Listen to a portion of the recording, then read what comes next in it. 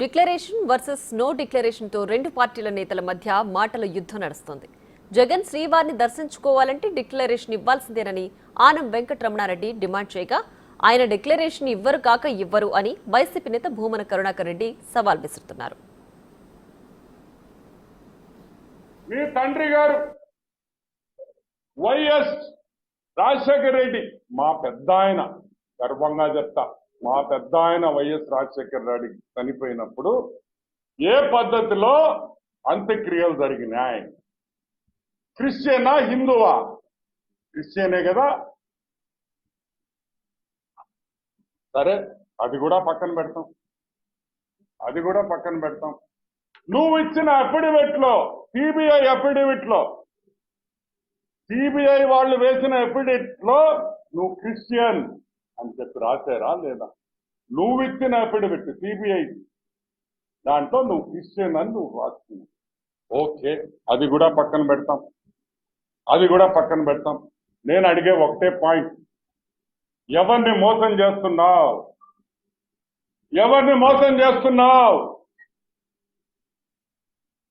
యేసు ప్రభువా తండ్రి, ఈ మోసగాడు, నీ పేరు చెప్పుకొని ఓట్లడిగిన మోసగాడు, ఈరోజు నీతో సంబంధం లేదు, నాకు సంబంధం లేదు, యేసు ప్రభు ఎవరో నాకు తెలియదు అంటున్నాడు నీ బిడ్డ. మీ మాట ఎందుకు వినాలా అన్నది ఇక్కడ సమస్య. మీరు చెబితే ఎందుకు వినాలా అని. మేమేం కొత్తగా రావటం లేదు కదా.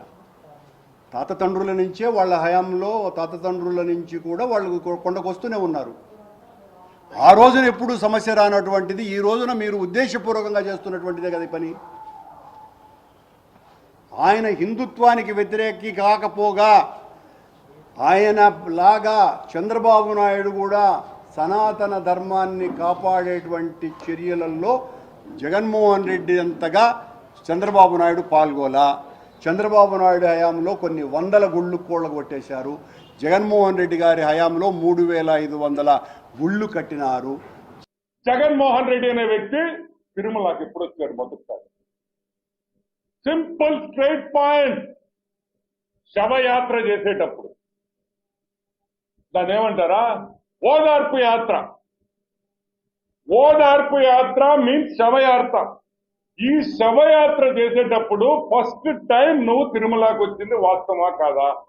నువ్వు రాజకీయాల్లోకి వచ్చిన తర్వాత తిరుమలకి వచ్చావు. దాని ముందర ఎప్పుడైనా నువ్వు తిరుమలకి వచ్చావా? నువ్వు పెళ్ళైన తర్వాత తిరుమలకి నీ శ్రీమతితో ఎప్పుడైనా వచ్చావా? నీ కూతుళ్ళు పుట్టిన తర్వాత అన్నప్రాసం ఎప్పుడైనా చేయించావా? అసలు అడుగు పెట్టావా అని మేము అడుగుతున్నాం. ఇప్పుడు క్రిస్టియన్ అయిపోయాడు, అప్పుడు క్రిస్టియన్, ఇప్పుడు హిందూ అంటే మీ అవసరానికి మారుతా ఉంటారా? ఏ షర్ట్ మార్చుకున్నట్ట? చిన్నతనం నుంచి జగన్మోహన్ రెడ్డి గారు అనేక సార్లు దర్శనానికి వచ్చినారు. వాళ్ళ తండ్రి 5 సంవత్సరాల పాటు పట్టు వస్త్రాలు సమర్పించినారు. వారి తండ్రితో నాకు అత్యంత సన్నిహిత సంబంధాలు ఉన్నాయి. ఆయన ముఖ్యమంత్రి కాక పూర్వం 20 సంవత్సరాలు ఆయనతో కలిసి 10 సార్లు దర్శనానికి వెళ్ళినటువంటి వ్యక్తిని నేను. ఆయనతో పాటు కనీసం 4 సార్లు అభిషేకంలో కూర్చున్నటువంటి వ్యక్తిని నేను. ఇన్నిసార్లు దర్శనం చేసుకున్నటువంటి కుటుంబం మీద మీరు దాడి చేస్తుంటే మీ వెనుక దాగి ఉన్నటువంటి విషయం ఏంటి? సో మేము చెప్పేది ఒకటే, చాలా ఫుల్ క్లారిటీతో ఉన్నాం. జగన్మోహన్ రెడ్డి తిరుమల టెంపుల్కి ఈజ్ వెల్కమ్. దయచేసి శ్రీమతితో కూతుర్లతో రా, గుండు కొట్టించుకో. నేను హిందూ అని డిక్లరేషన్ మీద సంతకం పెట్టు. రేపటి నుంచి నువ్వు హిందూగానే ఉండాలి, నువ్వు హిందూగానే నడవాలి.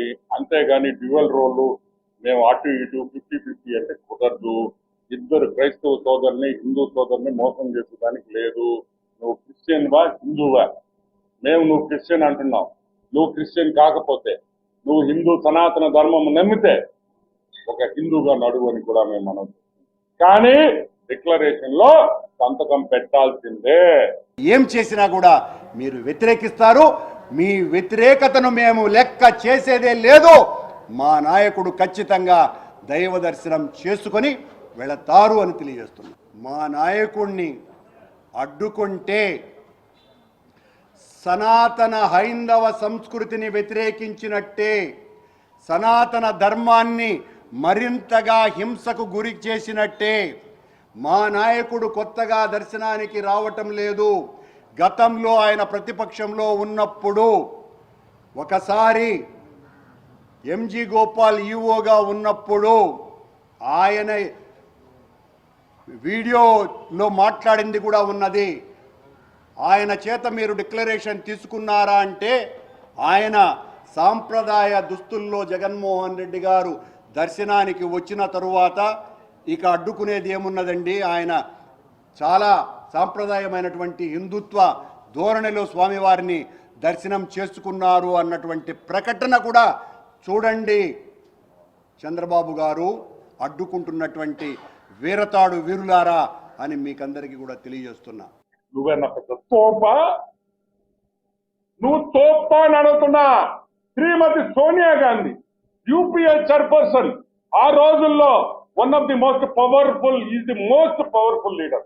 అంటే భారతదేశంలో యూపీఏ ప్రభుత్వం ఉన్నప్పుడు సోనియా గాంధీ నంబర్ 1 పొలిటికల్ గా. 28/1/1999 సోనియా గాంధీ సంతకం పెట్టిందా లేదా? సోనియా గాంధీ డిక్లరేషన్ ఫార్మ్ లో తిరుమలకు వచ్చినప్పుడు పెట్టిందా లేదా? సోనియా గాంధీ సంతకం పెట్టలేదు. సాక్ష్యం నేనే ఉన్నాను అప్పుడు. మీరు కావాలంటే సోనియా గాంధీ సంతకం తీసుకొని రమ్మని చెప్పండి, బయట పెట్టమని చెప్పండి టీటీడీ వాళ్ళని. ఎందువల్లంటే సోనియా గాంధీ గారు పక్కన రాజశేఖర రెడ్డి గారు, ఆ పక్కన నేనే ఉన్నాను.